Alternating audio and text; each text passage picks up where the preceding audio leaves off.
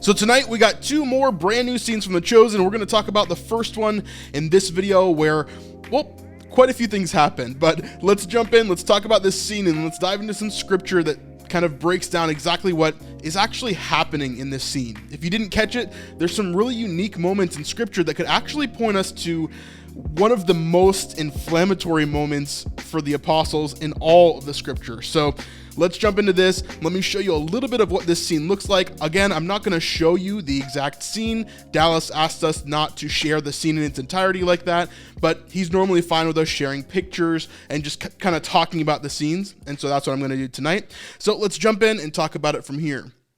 So first off, we begin in the house of Peter. Now, to give some context of this, Dallas gave us some context of where we're coming from in terms of the show. And so we're actually coming back together after a long time being apart. And he said that this is in episode 4, I believe, of season 4. So this is going to be after the normal kind of special episode, although it may seem like episode 3 is not going to be as special as normal. But anyway, so this should be in episode 4, he said. So at some point during episode 2 and 3, there's a longer break that happens, maybe to make up for some of the timeline issues that we've seen in The Chosen. I'm not sure.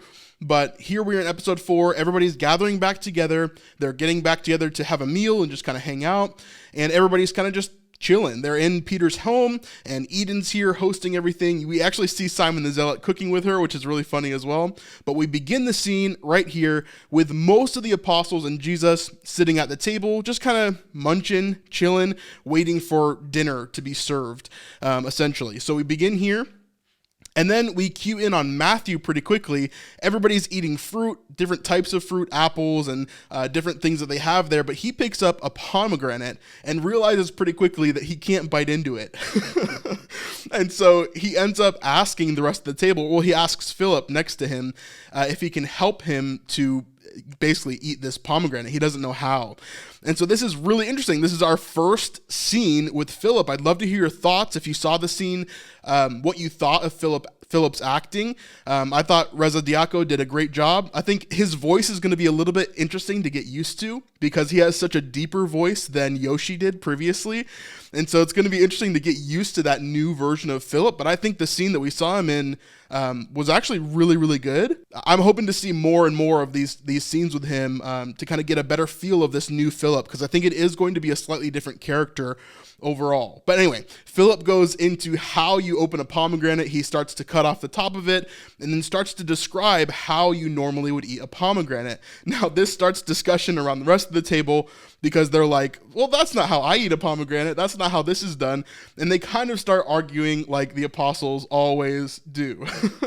Also, I wanted to cut in here and say that Andrew actually calls Simon Peter right here in this moment of the scene. So this shows us that the name change has actually already taken place by the time that this scene takes place in the show for season 4. That means that Caesarea Philippi probably happens in episode 2 or 3. So yeah, that kind of gives us some more information right there.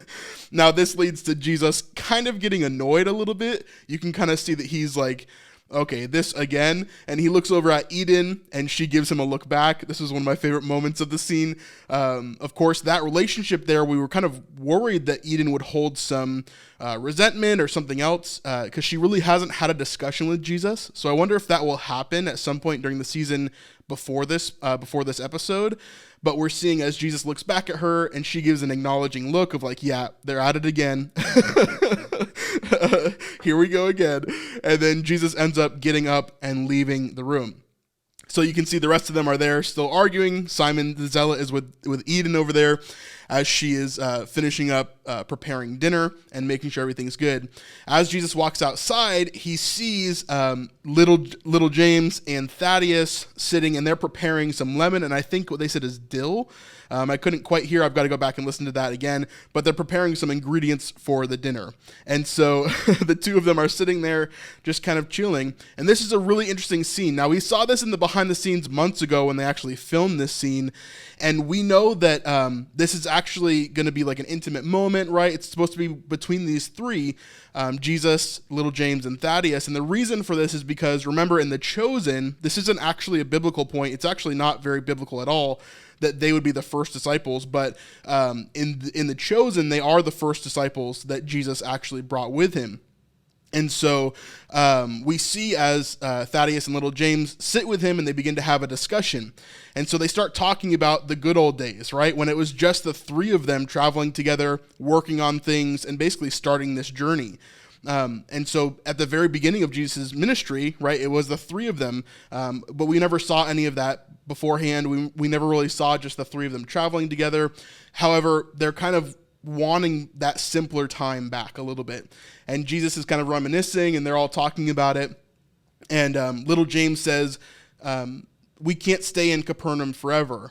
And then Jesus says, he says, where will we go? And so this starts another conversation, because Jesus is, obviously, he knows exactly what's happening here. He knows what they're thinking about. But obviously, before this point in the episodes of season 4, we're going to see Jesus begin to speak about his death and what's going to be coming in the future of his ministry. And so little James and Thaddeus are beginning to worry. Much like the rest of the apostles will at some point, a lot of them don't really understand what Jesus is saying, right? When he says that he's going to leave, or there's going to be a time when he's not here, a lot of them don't fully understand. And even in Scripture, we see that there's this like, they don't really get what Jesus's mission really is, you know? And so little James begins to tell him what the issue is, but then he gets really choked up and he can't finish. And so Thaddeus says, don't worry, I'll do it. I'll tell him. And so Thaddeus begins to go into it and begins to talk about how he's been, discussing how there's going to be a time after he's gone and all these different things are going to happen.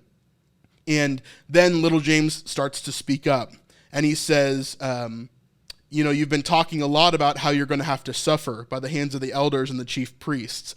And all of them start to get pretty emotional at this point.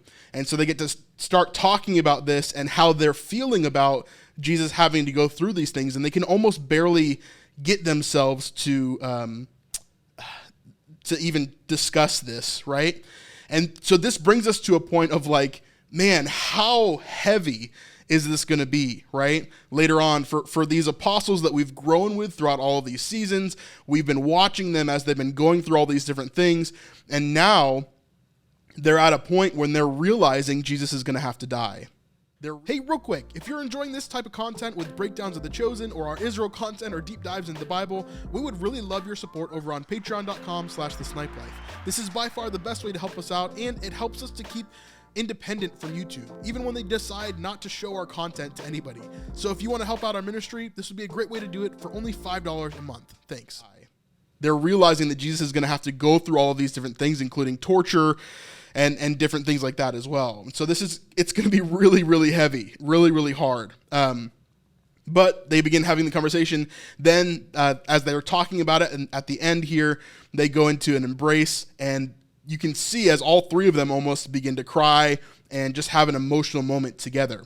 Then poignantly, and we're gonna get back to why this is really, really important to this scene in just a second, but poignantly at the end of this, we see Simon come in, and he's like confused. He's talking about, hey, you guys have those ingredients ready? Eden's ready to cook the meal. And he looks at them and he's like, what's going on here? And he's not exactly sure why they're all crying or like what's exactly happening here. And he's just questioning. He's like, what's going on here? And they all kind of get up and they wipe their tears and kind of reset. But right at the end of the scene, we see as the Romans come in, this same guard that we saw last season with Gaius walks in and is asking for Matthew. And that is where this scene actually ends. So really, really interesting scene, but there is actually scriptural precedent to where all of this kind of comes from. So let's jump into Matthew chapter 16. We're going to jump over here.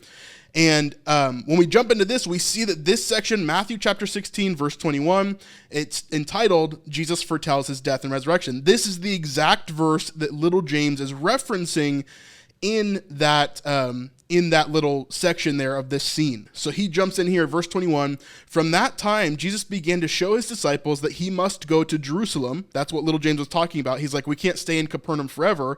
And so little James knows that they're going to have to go to Jerusalem because the elders and the chief priests are over there. So he must go to Jerusalem and suffer many things from the elders and the chief priests and the scribes, and be killed, and on the third day be raised. So Jesus is talking about these things before he even goes through with it, right? He knows prophetically that this is all going to happen, right? He is God after all. And so he's actually describing these things to his apostles, to the people around him. And so there was a lot of build up to this moment, which was what we're going to see in The Chosen. Absolutely. But verse 22 is where it gets really, really interesting, because Peter is coming into this whole section now, right? We're going to get the name change of Peter. We're going to have all of this happening. I wonder if we're going to actually see this scene played out here from verse 22 to 23. And Peter took him aside and began to rebuke him, meaning rebuking Jesus, saying, "Far be it from you, Lord. This shall never happen to you." But he turned and said to Peter, "Get behind me, Satan. You are a hindrance to me, for you are not setting your mind on the things of God, but on the things of man." So this is where I think this scene is actually heading. I don't think it'll happen in this moment because we're interrupted by Romans, and they're kind of coming in to get Matthew, apparently. Now, we've seen a scene in the behind the scenes where Matthew is actually with Peter in Quintus's office. So I think that's probably where this scene is heading. However, this could definitely lead to Peter having this moment with Jesus maybe later on in another episode or later on in this episode. I'm not exactly sure how that will be ordered, but I would not be surprised if this was all foreshadowing, not only leading up to the death of Jesus, but also this conversation in particular, since it's so tied to this Matthew 16 verse here. But overall, I thought it was a really, really cool scene. Just some really cool stuff where we're seeing, these relationships get fleshed out over and over. And this is why The Chosen is going to be one of the most impactful shows in Christian history, right? Because it's not only that it's a great show that's filmed correctly, written correctly, and produced correctly, but it's also that we're seeing over a long period of time how these relationships are formed over all of it. So I'm really excited to see how all of this pans out and more of these little moments within The Chosen. We know that Dallas loves doing these kind of quiet moments in The Chosen where it's this realistic view of what these relationships would have been like. And so we're seeing more and more of that. It reminds me of season 2, episode 3, where all of them are sitting around the campfire, right? And we get this real, just intense moment between all of them, right? From all these different angles of hurt to anger to almost disgust towards Matthew, right? And now we're getting another one of those of just intense emotion of little James and Thaddeus really struggling, trying to get through this whole section of you're gonna do what? You have to go where and do what? I don't want that to happen to you. I just want to go back to where it was just the three of us and we were just traveling together and we were just your disciples. Let me know your thoughts in the comments below. I'd love to hear it.